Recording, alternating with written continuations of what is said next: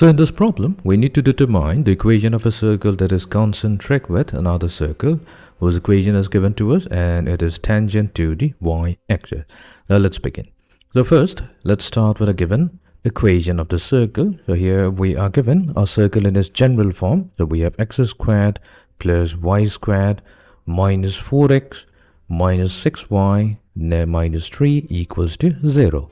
Now what we'll do, we're going to compare it with the general equation of a circle, which is given by x squared plus y squared plus 2gx plus 2gy plus c equals to 0. From here, we can immediately obtain the information regarding g, this is f times y, f as well as the constant c. So let's do that. So here we see that we have 2g, that's equals to negative 4. We have the value of 2f, so that is negative 6, and the value of constant c, so that's negative 3. So we can find out the value of g. So g comes out to be negative 2, f comes out to be negative 3, and c value, that's going to be negative 3. Now we know that whenever we have a general equation of a circle, this particular circle's center, that's given by the coordinate negative g comma negative k. And its radius is defined by, we have square root of negative g whole squared plus negative k whole squared minus the constant c.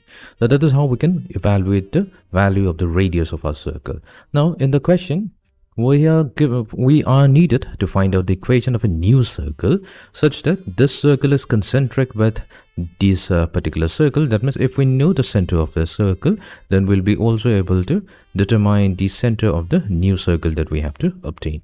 So let's define the center. Since our center is given by the coordinate negative g comma negative k, so this will be equals to, so we have g equals negative 2, the negative g will become positive 2 and negative f will become positive 3. So this is going to be the center of our circle, which is defined by this particular equation. This will also become the center of the new circle. So now we'll apply the next condition, which is saying that the circle is tangent to the y-axis. Now that we have the coordinate of the center, let's apply the second criterion, which tells us that the circle is going to touch the y-axis. Now since our coordinate is positive, meaning both the x-coordinate as well as the y-coordinate are positive, that means that the circle must lie on the first quadrant. Now we can have various cases. So our circle could be touching the y-axis. So let's say this is a circle which touches the y-axis and it has a coordinate, the center of the coordinate given by 2, 3. Now that we have the center of the circle, let's call it c, the next information that we need will be the radius of the circle in order to obtain its equation. And that's very simple. All we have to do is drop a perpendicular from the center c on the y-axis, since it's touching the y-axis. Now this distance is nothing but the distance of the center c from the y-axis, which gives us the x-coordinate. So that value simply equals to 2. X equals to 2. That means this value is going to be the radius. So that means now we have the radius of this new circle. So this is not the original circle, this is the radius of the new circle. So that comes out to be 2 units. We have to use this particular center because the two circles are concentric to each other. So we have 2, 3. So this is nothing. If we use the standard form, there will be the center, which is represented by h, k. So that tells us that the value of h is going to be 2 units and the value of k is going to be 3 units. So here we're using the standard form of a circle. So the standard form is given by x minus h whole squared plus y minus k whole squared equals to the square of the radius.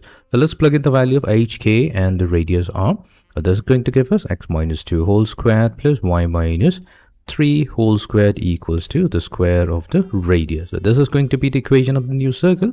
And if we want, you can further simplify this to get x squared plus y squared minus 4x minus 6y plus 9 equals to 0. So this is going to be the equation of a circle which is going to touch the y-axis, and its center is going to be concentric with another circle whose equation is given by x squared plus y squared minus 4x minus 6y minus 3 equals to 0.